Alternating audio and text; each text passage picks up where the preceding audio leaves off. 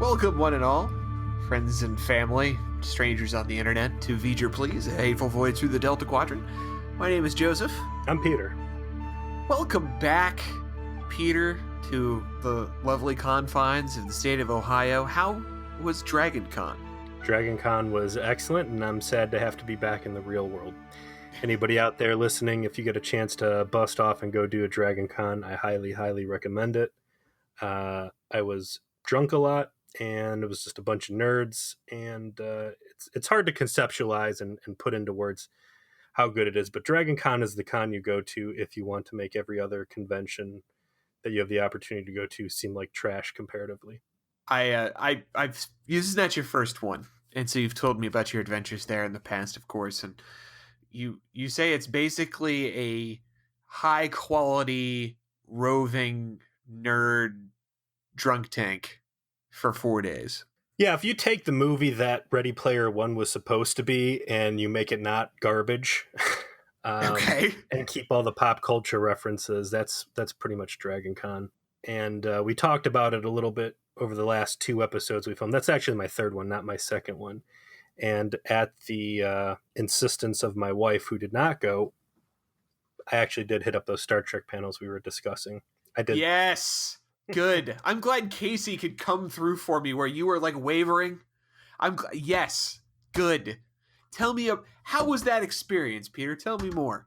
They were good. I went to the Jason Isaacs one, which was cool. I forgot that he was in Event Horizon.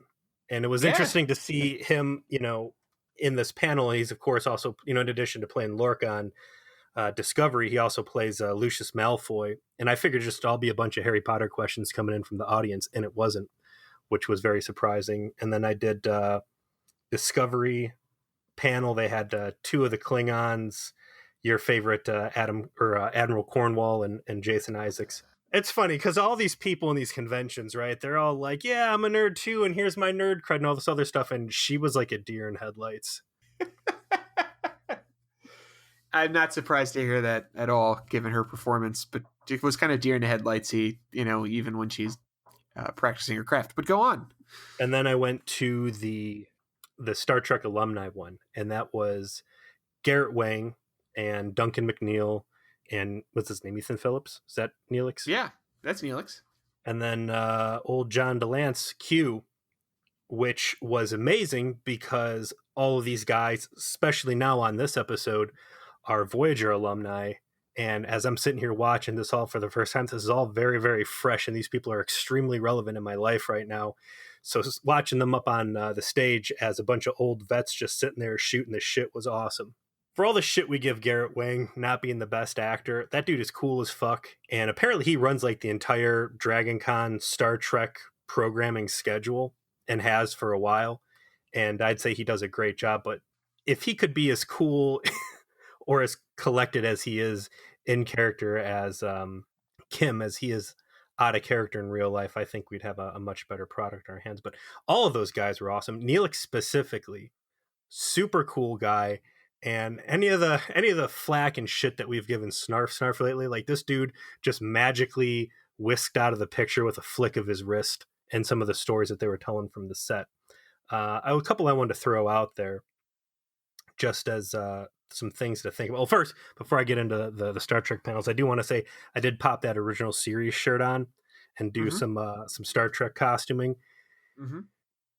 There is Starfleet all over the place at DragonCon. It has to be like the number one costume you see. And it's funny because you can look around and see like the real dirty nerds who are rocking like next gen or trying to do, the first contact uniforms. And the next gen uniforms just never look good in real life. And they certainly don't look good not being several $1,000, rubies or whatever manufacturing is. So when you see the original series guys, you're kind of like, all right, these guys get it. They're here just to look at boobs and drink or whatever. But we were at a rave. It's like 3 a.m. Nate and I are there, and we're both blasted.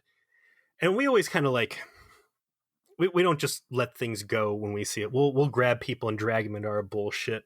I'll catch I'll catch Starfleet out there and, remind them that you got to report for duty at 0400 or whatever. And people are like, well, what? So we're sitting there joking about our own. You take it in character, man. Oh, yeah. The LARPer can leave the LARP, but the LARP doesn't leave him. Oh, I yeah. get it. It's a full immersion. So we're sitting there and we're already keyed up and we're a bottle of tequila in. And this dude rolls up and he's got this white robe with the Superman thing in, which is Hope in Kryptonian. And this dude's what was Superman's dad's name? Was it Jor-El or Kal-El? Jor-El, right? Jor-El. Yeah, it was Jor-El. So this dude's got a Jor-El outfit.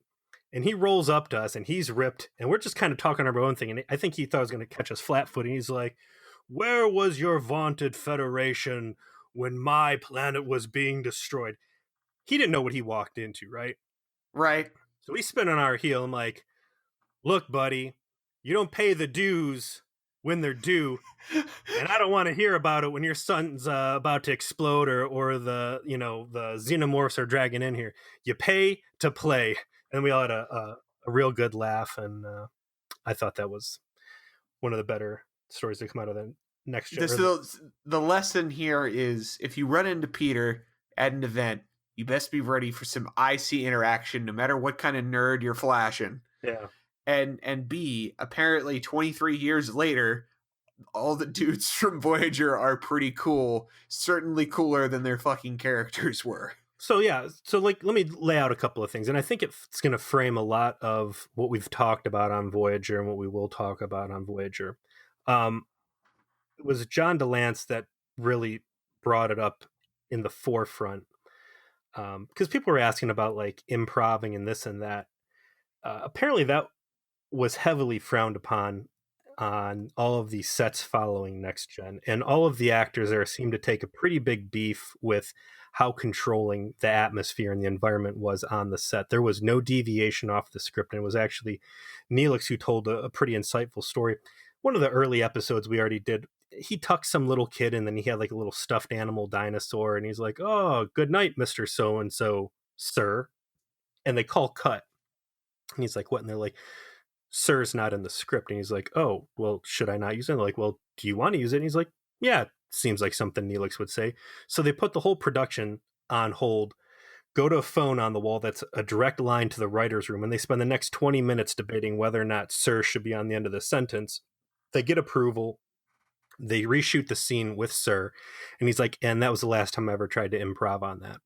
And Jesus. Yeah. And I mean, that's holy shit. That really does illustrate how fucking straitjacketed these guys were to just do line readings. Holy fuck. Yeah. And I mean, it was everybody like, we would read through this stuff, and a lot of the scripts, it was very clear that nobody ever actually said this stuff aloud in the writer's room.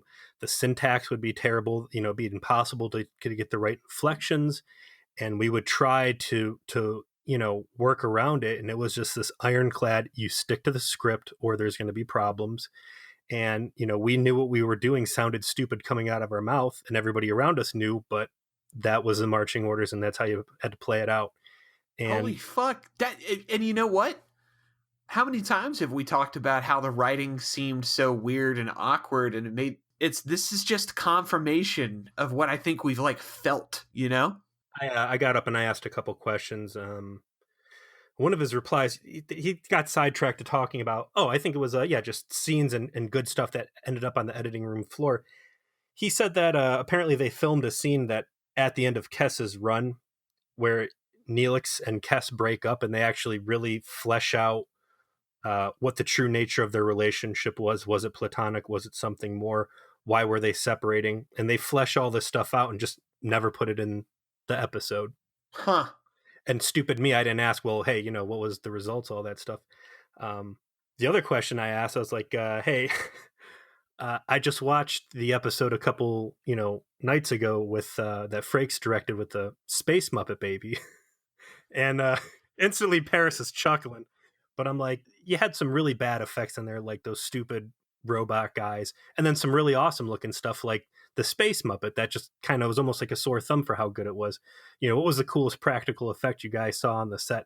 So Neelix doesn't even remember the episode at all. And it's funny because, Duncan points him out, I was like, dude, that's always the one you say was your favorite episode. And he's like, oh yeah, I loved it. I just don't remember it. But then but then Paris is like, so we were doing what's a holodeck thing he's going to get into doing? The Captain. Oh, Captain Proton. Yes.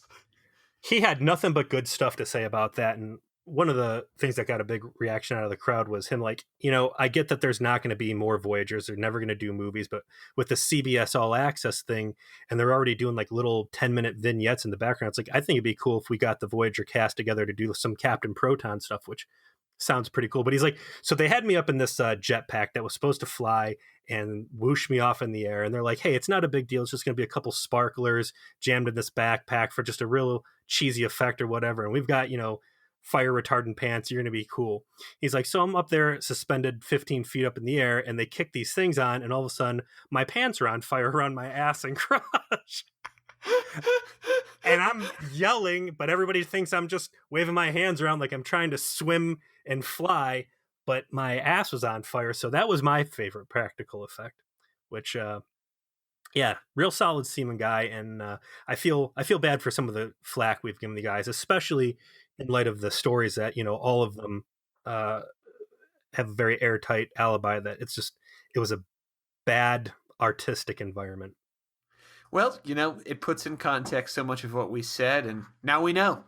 And I look forward to you experiencing those Captain Proton episodes. You'll see why everyone likes them so much. It definitely features the best holodeck episode in all of Star Trek.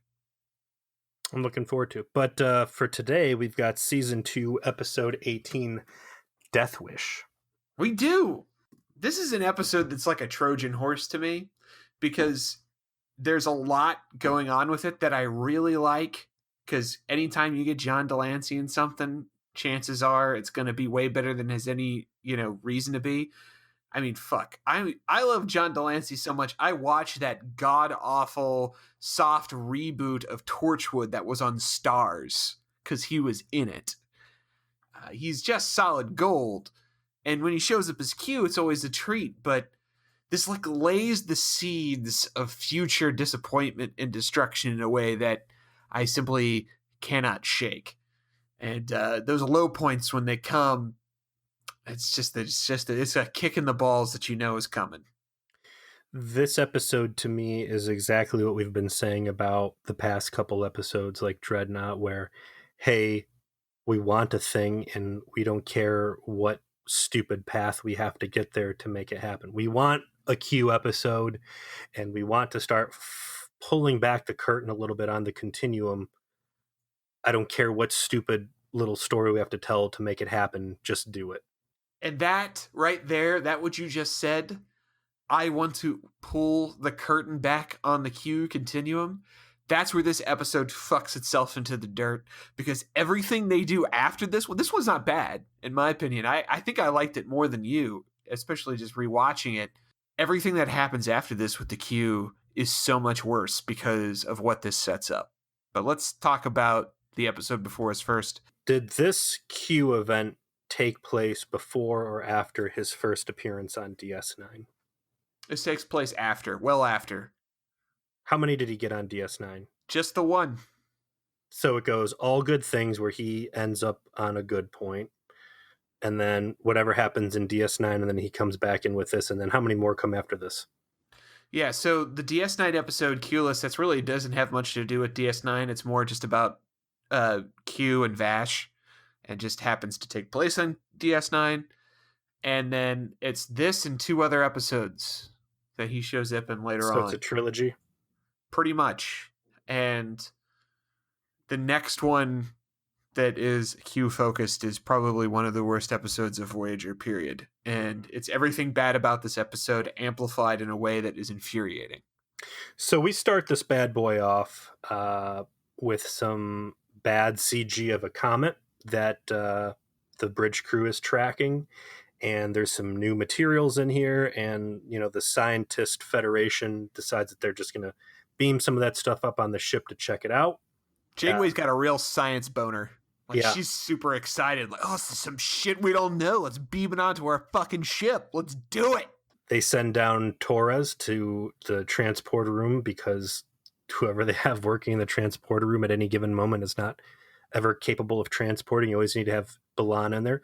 She beams it in after erecting a force field around it, and good job on B'Elanna for once not beaming something directly an inch away from the warp core. And that's a breaking Starfleet protocol, apparently. She's gonna have that on her next service review. Yeah, it's at Maquis life. So she gets up the security field, and instead of beaming a chunk of rock in, there is a Federation Starfleet captain.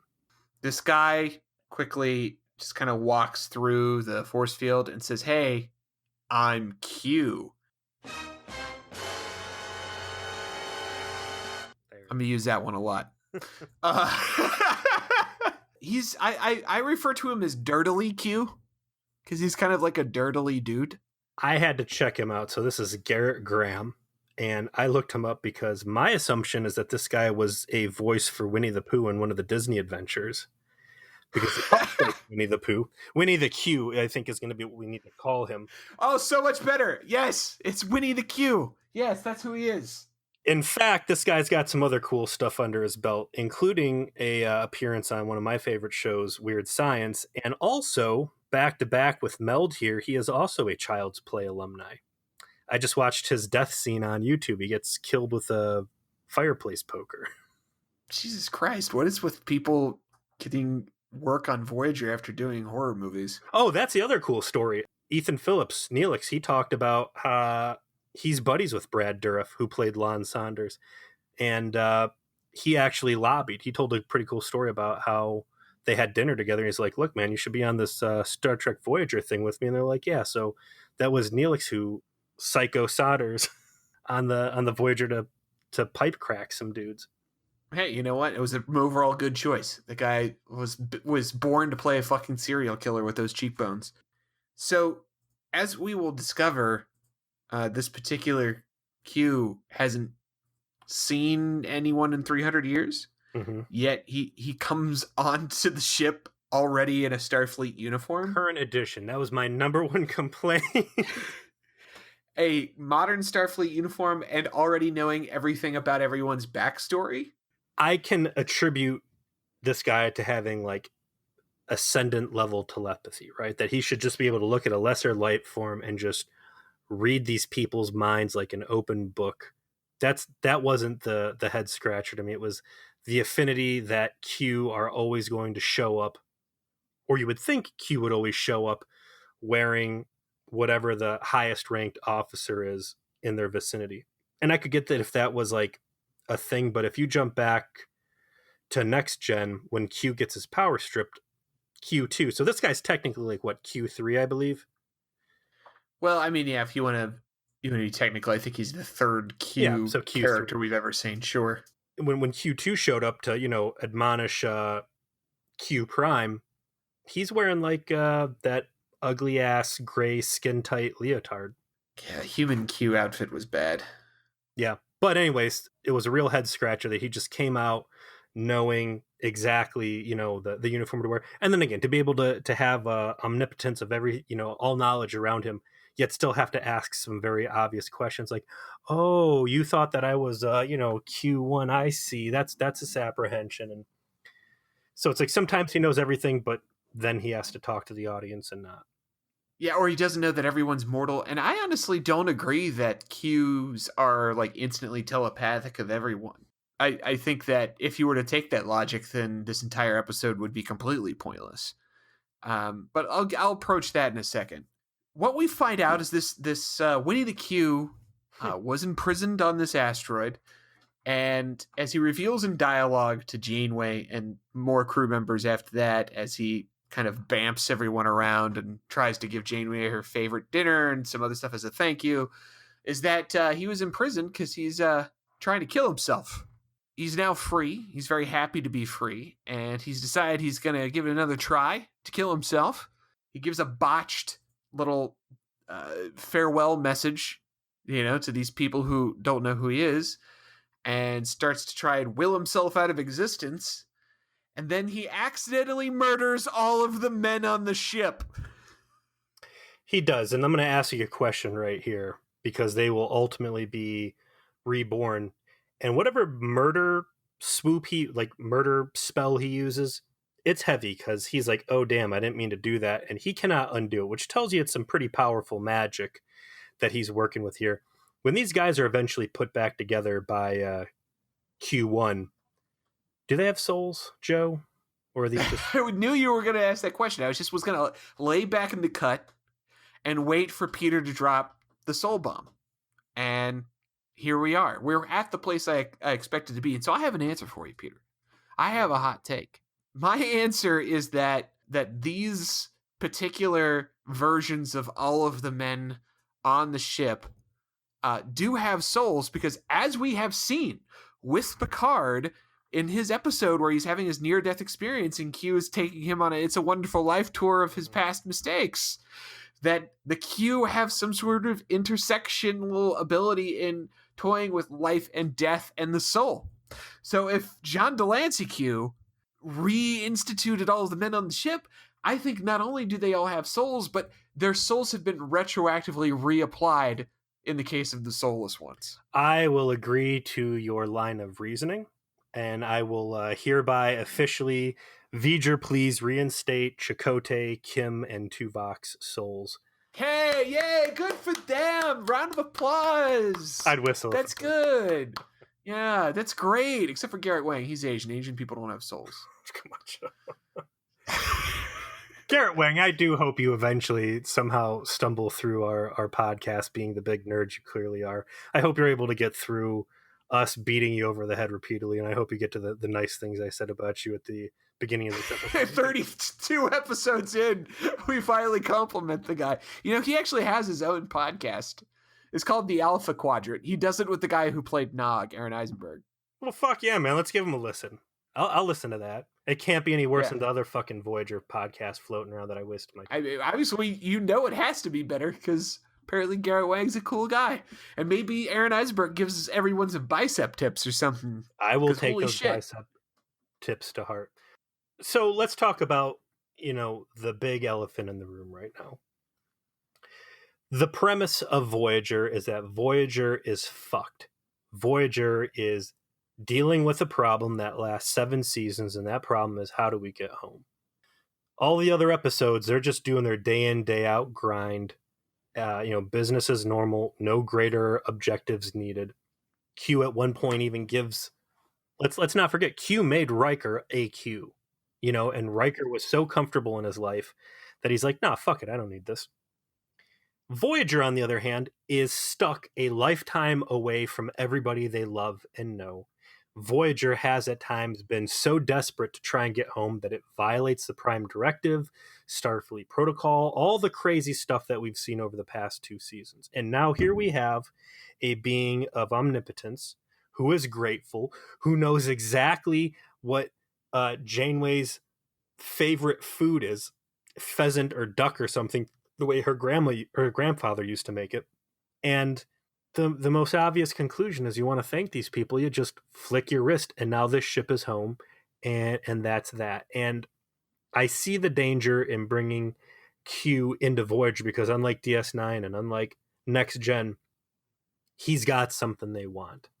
And really, if you're a Starfleet captain, one of the themes we see a lot is Prime Directive's fine and dandy until you are fighting for the survival of not only the lives on your ship, but the fate of your entire species. Q's always been this funny thing, because it's like, in the back of every Starfleet captain's mind who knows about it, wouldn't Q be the nuclear option of getting down on your hands and knees and begging this guy with a flick of his wrist to pull the Borg off of Earth, or bring your crew back to life, or move your ship back into the Alpha Quadrant where some other some other God-powered creature whisked you away unfairly in the first place. Just like how Picard had to beg him to get loose from the Borg the very first time they met. Let me take this moment now to go on my first rant about this episode. There's a lot I like about it.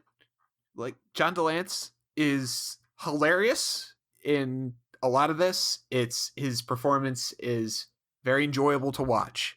What this episode does is one of the original sins of Voyager that people fucking hate this show for.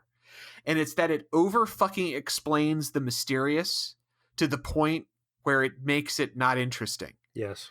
They most notoriously do this to the Borg. Everyone knows about how they do this to the Borg because they spend so much fucking time doing it to them. But people forget they did it to the fucking Q too. In my opinion, that's even less defensible because let's roll the tape back to TNG, right? And all of our experiences with Q. Q is a trickster god type of figure that is like a omnipotent scientist who is sort of experimenting with humanity, and he's trying to make it evolve and grow, and he doesn't really care if he breaks it a little bit or makes it uncomfortable if he succeeds in getting it to understand. And Picard being essentially a representation of the perfect human being, from an intellectual and moral, and let's face it, sexual standpoint, is the perfect point of his interaction of trying to test humanity. And so all the shit that we see him do, all of his interactions with them, including the bookends of the show itself between Encounter at Farpoint and All Good Things, is this grand test, right? But we don't fucking know anything about the Continuum, really. We know that Q is one of many other Q, but what is his purpose? Why is he doing this? Is he just doing it to be an asshole? Or, as the ending suggests, does he have a greater purpose, and is he been testing humanity for that purpose the entire time? And does the test ever end? And then this fucking episode reduces the Q to a couple of fucking clowns turning each other into fucking subatomic particles and Christmas ornaments. And on top of that, over-explains what the Continuum is, to the point where now we know too fucking much about who these people are and what their limitations are. And they're no longer nearly as fucking interesting or scary or as mysterious as they were before, much to the detriment of the canon of Star Trek in general and the characters that are used. You are absolutely correct. And I call this personally the Drow treatment. When writers of a property make something. Yes. Go on. They make something and there's just enough mystery there to make it cool, but they're scary. And it's a great boogeyman. They did the same thing with the Sabbat and the Black Hand and Assamites and all these things that are originally made to be like NPC boogeymen, right? And they say, oh, this has really good traction and I want to sell more products, so I'm going to make a in-depth encyclopedia about all of this stuff, and everybody's going to buy because everybody wants to know about the Drow. Everybody wants to play a Drow. Everybody wants to play a Assamite, Black Hand, Sabbat dude, whatever. And they just put so much light on it, and now you have something that its core tenet should have been mystery. You've stripped that away, and you're left with a inferior mainline product because it was never designed to be that. Fucking yes, 100%, absolutely hitting the nail on the head. So that's the fucking original sin. And it sucks because, oh god, I love John DeLance. I've said that like 4 or 5 times already. Mm-hmm. And man, Q is like the perfect asshole. He shows up, he's immediately hitting on Janeway. Oh yeah. Like this episode is all about some Q and Janeway, sexy time. I mean, he straight up checks her ass out. He winds up in her bedroom at one point. He wastes no time getting into his antics, and I would say he integrates well around the new crew, pushing all the wrong buttons. So after Winnie the Q screws up trying to kill himself and he kills all of the men on the ship and then has to admit to Janeway that he's really rusty and he's sorry he just willed everybody out of existence and he doesn't know how to fix it. Q1 shows up and says, this guy's a problem, that's why we had him in prison, you just popped him out. Which, let's stop right there. If you're the Q and you're imprisoning the most dangerous threat to your entire organization, why are you putting him in an asteroid just cruising around? Q's like, oh my gosh, humans shouldn't have been in the Delta Quadrant for another 100 years. What, you're telling me the fucking Skeevians and the Vidians and the Ninja Turtles and the shithead, nobody else could find this meteor floating around where you've got your most dangerous Philacraty. And that specific line and a number of other lines in this episode, I guess you could chalk it up to time being irrelevant to a species that can travel at will through all of space and time. Is basically a Doctor Who problem. But if they're not if the whole premise of the episode is that Winnie the Q is bored with being immortal because he's seen everything and done everything, are we saying through this dialogue that time and space change because the caretaker moved Voyager into the Delta Quadrant and therefore now things are different, and in which case things would be different, in which case immortality wouldn't be so unbearable because there's constant changes to the space-time continuum based on things that people do. Like, my mind starts to fucking unravel as I try to unpack the bullshit logic that they try to use to repel this plot, which goes back to what you said earlier. They start getting in a dick comparing contest as to who can, move the other person away. And eventually Winnie the Q says, I can't get rid of Q because we're equal power, but I'm going to start hiding us at the beginning of time and in some cow's stomach and on a Christmas tree ornament.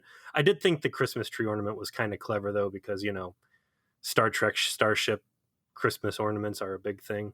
They reach this stalemate, and ultimately they decide that to resolve this issue, instead of playing hide and go seek for Millennium, that the all-powerful Q continuum is going to put the fate of its future in the hands of a starship captain of no real importance. Yeah, it's stupid. So it's dumb that they agreed to do this, because if you accept the premise that it's like you said, they decided to do this because that way the plot happens. Yes. Which because I like a lot of the courtroom scene discussion, it's like I want to forgive it, because I think that's where some of the best content of the episode comes from. Yes. But it is rather ridiculous that Q Prime would readily agree to having random captain that, aside from checking her ass out, doesn't really know who this lady is, say, yeah, that's fine. We'll let her determine the future of the Q continuum. Seems legit. Go back in time. Go back to Encounter at Farpoint. And remember how terrifying Q was. The judge coming down on a pedestal with his coked up security guards, shooting machine guns into the crowd, putting all of humanity on trial. And now he's letting, again, the future of the Q continuum be decided by one piddly little human of no consequence. There's 3 components to this episode for me. There's 3 things that they wanted to do. Well, the first thing was get Q on the ship for an episode. The second thing was to explore the death wish and the suicide morality quandary of Winnie the Q, create this silly courtroom motif for the episode to explore that moral dilemma. And the third thing is to start fleshing out the lore of the continuum and putting the spotlight on it. I think the first 2 parts of that are stupid, and I was able to swallow those pills because them talking about the Q continuum was cool. But then you take a step back, and again, you look at the drow treatment and how they, in giving you a neat episode of showing behind the curtain, they destroy the very thing that, they're talking about, because that mystery is gone forever. I disagree with you a little bit. Obviously, I agree on the we'll call it the drow treatment. I liked the discussion about the consequences of immortality and the consequences of an entire species becoming, for all intents and purposes, all-knowing, all-powerful, and immortal. What does that mean for the individual? What happens to the individual's feelings and rights, and where does that intersect with now their feeling of obligation towards this static feeling? And I think they could have stopped right fucking there. Yep. And not taken that extra step with the last 15 minutes and started peeling back way too much mystery about the Q continuum. Stop with the philosophical discussion about the nature of life, death, immortality, and the boredom that comes with having done it all, and call it there and not start going into all this fucking deep lore about the Q, which ultimately limits them and makes them less interesting. You're right. And I will say that the stupid courtroom stuff, I enjoy the conversations that are a byproduct of it, but it's just the entire framework of the episode of being Q and the Continuum agreeing to be judged Yeah. by Janeway is just so stupid. I mean, it's right up there with Dreadnought in this Yeah. force the plot to happen and just swallow it down, ignore President, whatever. I want to talk real quick. Their mouths, has Q always had like purple black mouth and lips? I did not. I did not notice that, but actually, now that you mention it, Stevie did. Yeah, that John DeLance was rocking some strange lip gloss or something. It's like a dead tone, and actually, now that I think about it, it would be really cool if like the Qs actually came off as like a little corpse-ish. But it's not a makeup effect that I really remember from Next Gen, and I thought it was a pretty welcome touch to give them something alien about their visage. I completely agree with you that if it was intentional, then it's a nice touch to make them just a little off. Yes, But it would be interesting to know if that's true. The story continues essentially with there's no B plot, so we spend all of our time on the A plot. And Winnie the Q gets Tuvok to defend him, and Q Prime is essentially representing the Continuum on his own. And where they start is with a long form discussion about the impact of a Q having the agency to be able to kill themselves. And the implication that Q Prime gives is that Winnie the Q shouldn't be allowed to kill himself, because if all of the members of the Q Continuum were to do that, the fragility of the time-space continuum would no longer have that monitor that the Q evidently represent. That isn't exactly how he puts it, but that's what he implies, that there's an obligation to space-time that Q have, and as a consequence, they can't be allowed to kill themselves. But the argument comes across of, hey, didn't the Q Continuum execute some Q for fucking up? And if so, then it's not death that's the problem. It's agency in death that's a problem, and that seems like less of a problem. Yeah, they killed Amanda Rogers' parents, right? Because she was a Q. That is correct. That is correct. And what then were they executed for? Do you remember? They were executed for doing what they did, about like deciding to live mortal lives and have a kid without caring about the consequences of doing so.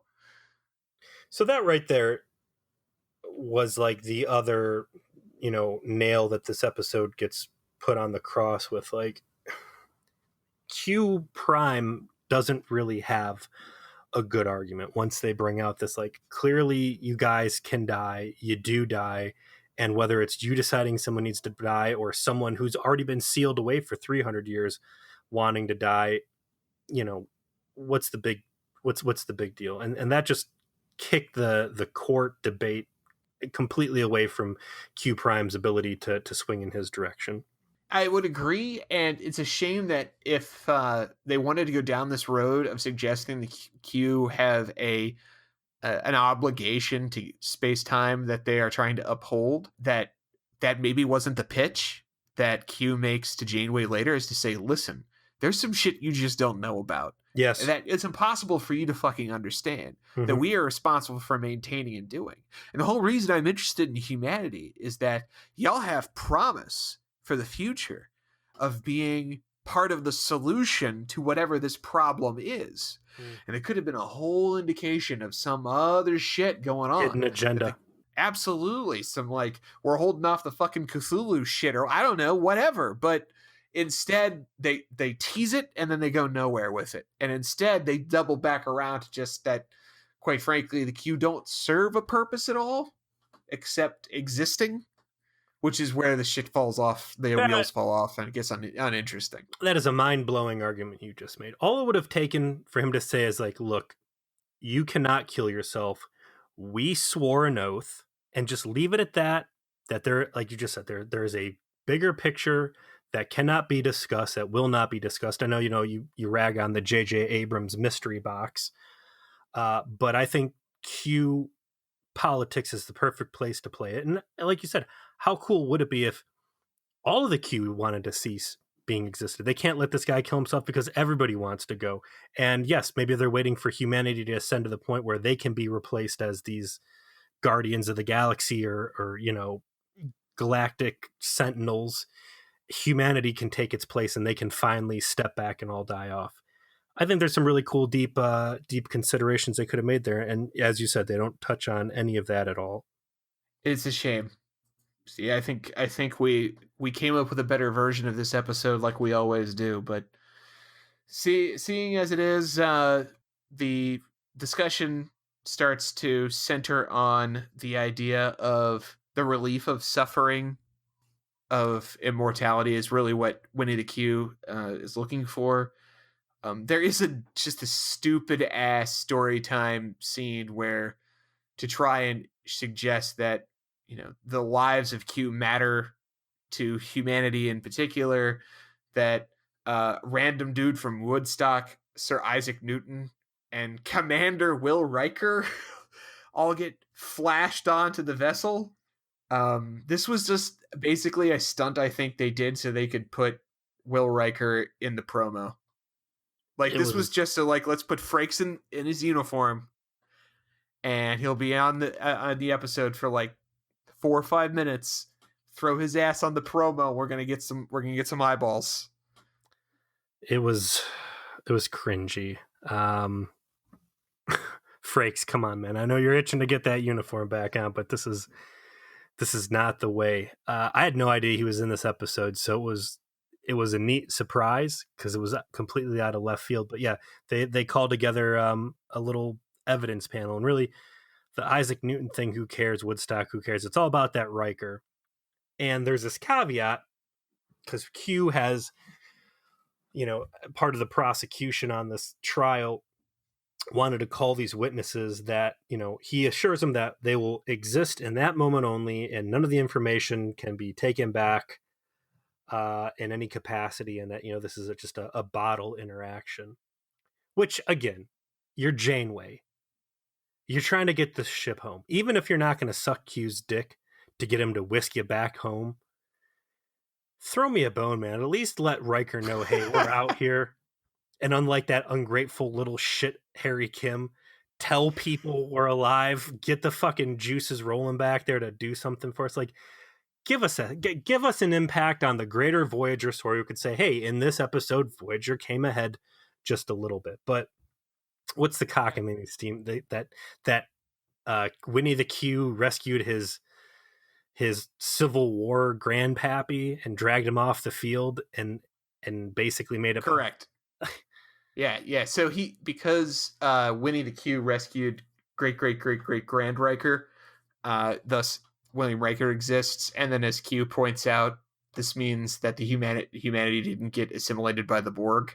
I will point out that even though he's only on Voyager for this single scene, Will Riker, he still gives Janeway the sex eye. You saw it. Don't act like you didn't see it. He came in with that smooth move. Captain Janeway. Giving her that little first officer maneuver. He wanted to be her number one. I mean, let's be real. Well, Q even comments when he appears on Voyager for the first time, and he reads Janeway's mind, and he says, hey, I always thought that Riker would have got this commission, not you. Of all the next gen characters, second only, I think, to Picard, Riker is the most potent character to bring in, because again, Riker was a Q. Okay, correct. Riker knows this shit inside and out. He has tasted the continuum. He should know anything that's going on here. I mean, I think that he had a chance to make much more of an impact in his interactions here, other than a superficial, oh, you rescued my grandpa, thank you. Like, he should have went off the deep end, ranting and raving and ranting intimately with everything going on here. Because again, the guy was a Q. He was a god. He turned it down.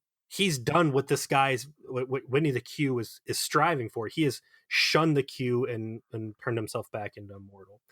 I thought the more potent display of Winnie the Q's impact on the humanity, not these three people that they brought in there, but the danger he represents.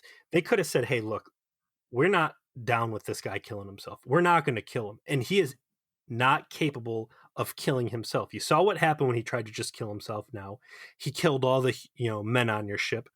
The last time he tried pulling the ship before we put him in the space jail for 300 years.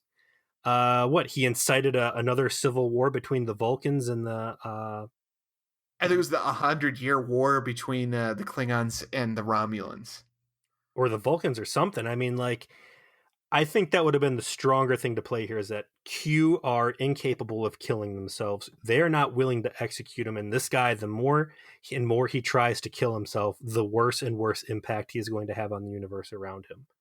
I'd say thread they don't really pull on. They make it clear, however, that Q can be stripped of their powers and made mortal, which we have established. Mm-hmm.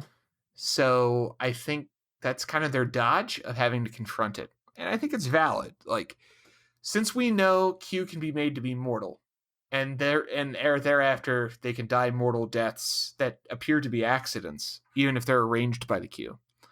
Yep. That takes away the need to go down that road. We know their powers can be stripped. That's all there is to it. Q actually appears in Janeway's office after these scenes are complete, and the inevitable thing happens. Aside from Q giving Janeway the sex eye, so like she needs to be getting real fucking tired of people hitting on her because it's been a long day. Her ass is getting worn out. Q puts Earth directly on the table and says, "Listen, just say that he's got to go back to the space pokey, and you be back home. That's what's up. We know that's what you want, and I will gladly give it to you in exchange for you saying yes, because I have senselessly bet the continuum on your decision making, so clearly I should bribe you." Which, this is the part where I really fucking don't get. And this is also where I think the idea that these guys are all telepathic breaks down. Obviously, if they were, he would know that's a bad move, because, as he should already know from dealing with Jean-Luc, Starfleet captains are not often bribable, even when you're offering everything that they could possibly want. So, we know what's going to happen. She's not going to take the bribe, but the bribe is ultimately made because you knew this episode had to have it. In fact, I'm pretty sure this bribe and the Riker tease were in the teaser back in 1996. Like, they were not trying to hide that these shits were going to happen in this episode. I cannot. I can't take this scene. This is where the episode's feet are getting crucified to the cross. Okay, so yeah, he puts a sales pitch out there. He's got telepathy. He knows that she's probably not going to go for it. And I think ultimately the main character flaw of Q is his hubris, and that he thinks even though she will probably say no, that she would say yes because it's just too big of a payoff. They play another move later on in the trial. They're like, let's see the conditions where he's been for the past 300 years. And they show what it's like inside of this meteor, and it's terrible. And she's like, oh, that's basically cruel and unusual. But, what if the continuum just basically puts him under a house arrest or has someone watch him and he's not actually trapped in a prison? Q ultimately concedes to that. He says, I knew you weren't going to go for the prison, but, I've spoken with the continuum, and we will do we'll just have someone monitor him and he'll be fine, and it won't be a cruel thing. I've made a concession, and your trip back home is on the table. Like, I cannot reconcile in this episode the tremendous opportunity that Janeway has, especially hot on the heels of episodes where they've been attacked by Kazon for weeks on end and have been forced to blow up ship after ship. All of the hardship and all of the terrible shit that they have had to endure in the Delta Quadrant and missed opportunities and everything else. And here's a golden ticket home, and all she has to do is prevent a death the Q who have just toyed with humanity mercilessly, I would say that Starfleet doesn't owe the Q anything. Just give them what they fucking want. Hogan's right here. Jonas is right here. Tuvok and Chakotay and everybody else. This is terrible fucking Janeway writing. The right way to handle this is have her concede, have her give Q what he wants, and ultimately have Q smile, give her the middle finger, and then zip off. There's no other way to write this episode where you don't want to just strangle the hell out of Janeway other than seize the fucking opportunity to make up for Caretaker. Bite the bullet and do what's necessary to get your people home. It doesn't cost you anything. You're saving a life. It's I can't take it. Okay, I kept wanting to interrupt because I sort of disagree with you here, because I think this goes back to the fundamental Federation captain morality. And I think what part of the premise of Voyager is obviously their intention is to get home, but they keep trying to beat us down with this idea that the Federation ideals are the best. And Janeway is correct in her unflinching attachment to those ideas and not compromising on taking a shortcut home that would compromise them. Like, it's a moral choice on her part to not take the deal. And I'm putting aside from for a moment the idea that Q wouldn't just stone cold fuck him, because whatever, we're dealing with an omnipotent being. So yeah, that could happen. I think you can come up with justifications for why he would and wouldn't. They try to do a little dialogue where Janeway points out that while Q is an asshole in a number of different ways, but he's never been a liar. Is that true? As far as I'm aware, he has never lied directly. He has done lies of omission. He's tricked people. He's never reneged on an agreement, I think, is more to the point. He's honored every agreement. Yes, and granted, I was willing to go ahead and say, yeah, he tends to keep his word, just because, otherwise what's keeping him from being an unrestrained lunatic? But, Janeway is supposed to be a exemplar of a Federation officer and a Starfleet captain.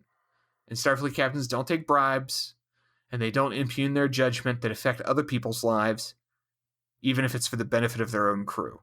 It was just like last week in Dreadnought when she's gonna blow herself up in the ship to stop that missile from blowing up people she's never met, because I'm a fucking Starfleet captain. This is a Starfleet vessel, and there's a couple million of these, lizard aliens who are gonna die if I don't do this, so I'm doing it because that's how we roll. And I appreciate that.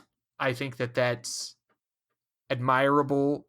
I just think that, unfortunately, there's a lack of practicality when it would be more suitable, and therefore these moments come off as less sincere and less earned when they happen. I think that's the issue. Sacrificing the ship to make up for a sin of the Alpha Quadrant and stupid-ass Dreadnought is one thing. That's Starfleet. Her refusing to let the crazy old man who thinks she's his daughter accompanying her into the prison rescue without weapons, that's solid Starfleet heroes, heroics.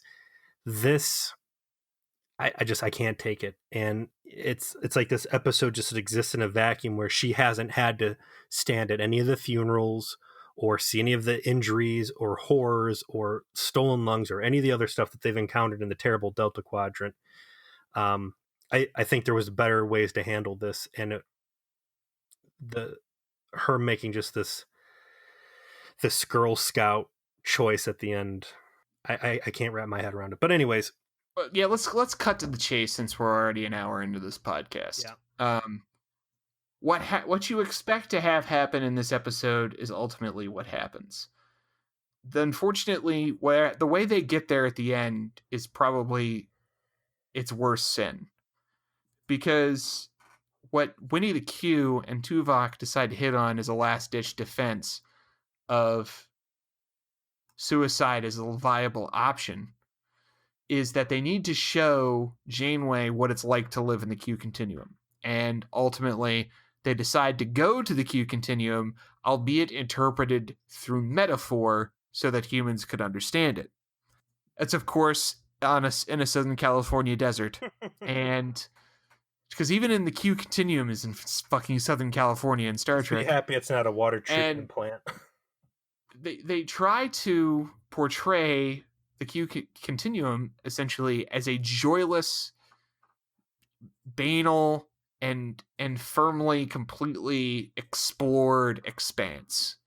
And that Winnie the Q's desire to kill himself is a function of the fact that he has done and seen and experienced everything there is to be experienced in the universe, and he should be permitted to essentially explore the last unknown to the Q continuum, and that is death. That by itself is an interesting sentiment. Unfortunately, it does two terrible things. One, it completely and absolutely contradicts everything that we have ever seen about the Q, specifically Q Prime, John DeLance, and what he does with humanity, which all belayed that there was some fucking point to it, that there was some unknown and evolution that was occurring. This is to suggest that, in fact, none of that was necessary. And then two, the actual timing of the events that Winnie the Q relates suggest that things that occurred during the time he was supposed to be imprisoned. So now you've got this fucking goddamn, again, Doctor Who timey-wimey fucking shit happening in Star Trek, where Winnie the Q is talking about how, like, when Q was rebelling, which is supposed to be when he was interacting with Enterprise and got turned human, but that all happened recently. Yes. And it's like, not only is what you're saying not working with what we understand about everything we've seen to date with the Q, it's not even working in the fucking episode. What the fuck is happening here? Like, what the fuck are you writers doing? Did you not read the last fucking 20 pages you wrote? It's making no fucking sense. And this is a big deal too, because Winnie the Q's speech inspires Q Prime to basically go back to his trickster's ways. Q Prime is very much a company man in this episode, towing the party line hard. And yeah, Winnie the Q's like, yeah, when you were, going crazy on the Enterprise and all this other stuff 8 years ago while I was stuck in a fucking asteroid being miserable, really inspired me. And you were, my inspiration for doing all this other stuff and creating the entire premise of this episode. So it might seem like a minor point, but it knocks the cornerstone out of this entire episode. What did you think about their portrayal of the continuum via this borderland town? It alternatively was interesting, yet told you too much. Like I said, the premise of immortality being boring because you've done it all is interesting all by itself. But it just doesn't make any fucking sense for the Q, because we already know, just from everything we've ever seen them do, that this isn't the case. You constantly see them be emotional. You constantly see them react to unexpected events. So what they're fucking setting up in this scene isn't true. And it's never been true literally anytime we've fucking seen Q on screen. Yep. Ever. Yep. Conceptually, as a Star Trek plot idea, immortality being boring for someone, interesting. For the Q, makes no fucking sense. I like the metaphor. I thought it was a good setup. And even though I regret the fact they, again, took the Q continuum and put it right out there in daylight, hurts the Q, I did think this was pretty cool. And I did get a genuine deep hearty laugh when they're like, oh, I've been the lady reading the magazine. I've been the dog. I was even the scarecrow. And then Q1 cuts him off like, please, we've all been the scarecrow. I get that it's like they're interpreting it through metaphor, Sure. Because it's too alien for them. Sure. And that's how it's been simplified. Yeah. But this would have made so much more sense if you had introduced some other, like, bored, decadent alien immortal race, like the Skeevians or something like them. Yeah. And they've got this fucking problem. Like, and for the Q, it completely contradicts everything that we have seen to them, including every moment of this episode up to this point. And if you want to be an apologist for the show and say, well, it's the Q, they exist outside of space-time in a traditional fashion, so everything here makes sense because it could have happened both now and 300 years ago, be my fucking guest. I will find you the deepest, dankest Doctor Who Tumblr, and you can just splurge all your fucking nonsense all over them, and they will be your brothers in arms. But Star Trek tries to fucking make sense. And it was a big fucking deal when the last episode of TNG is humanity figuring out this causation loop that they are themselves responsible for on accident. That they were able to unlock a piece of their understanding so that they could solve the puzzle, which was Q's whole fucking point, that they needed to start thinking like that. Mm-hmm. This is just going down a fucking rabbit hole that just makes no goddamn sense whatsoever. And again, it's a shame, because there are some outright enjoyable scenes, conversations, jokes, and Jean Delance Q moments in this episode that make it fun to watch it. It's not a drudgery to me. Mm-mm. But the fucking shit at the beginning and this fucking shit at the end just not only ruin the episode for me, it does so much damage to the Q from this point forward. I'm afraid to see where it's going to go from here, because I can really see some large foreshadowing at the end.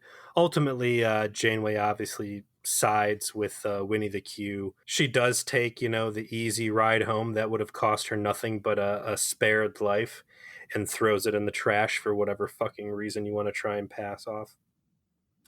And they decide to, declare an asylum on the ship.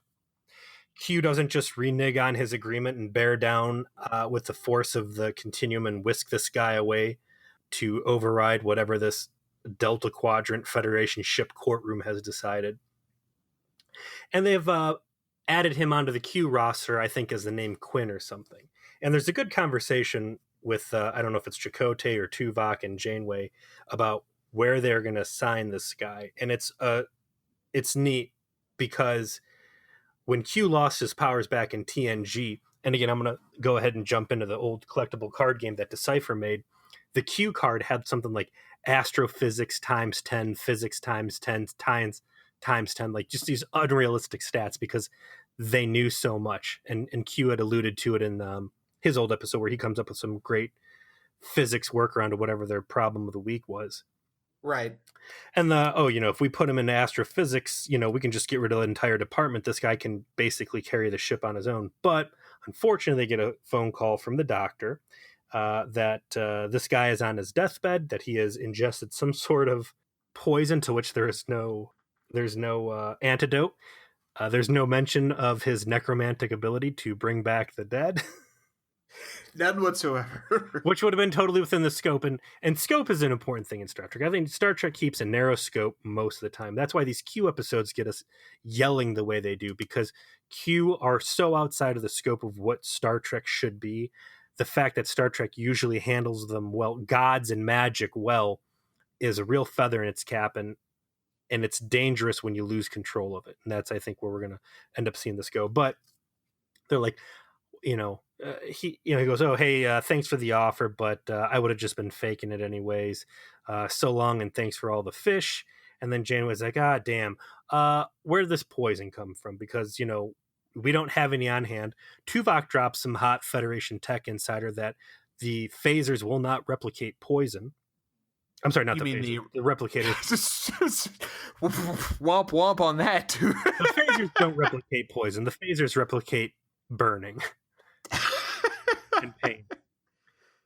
And where did this guy get this poison from? Well, none other than Q Prime, who has been inspired by this guy's rebellion, who has rescinded back into his trickster's ways. He is no longer the company man we had been led to believe, and he is going to return to the continuum infected with free thought and rebellion.